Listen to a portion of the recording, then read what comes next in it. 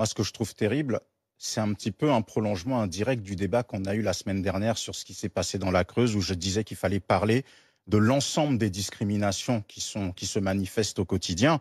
Et je peux rajouter que tous les jours en France, il y a des personnes, parce que homosexuelles, se font traiter de sales pédés ou de sales gouines. Tous les jours en France, il y a des femmes qui sont menacées de viol, qui se prennent des messages.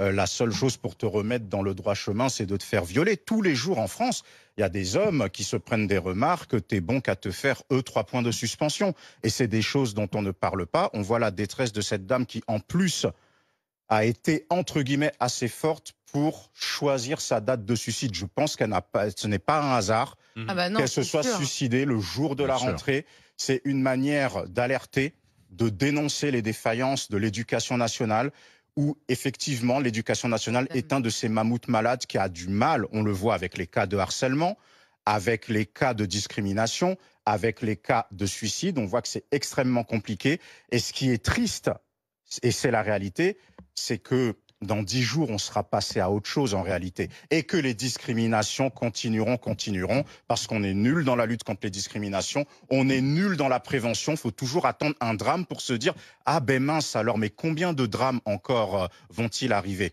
Et c'est ça qui est vraiment dommageable.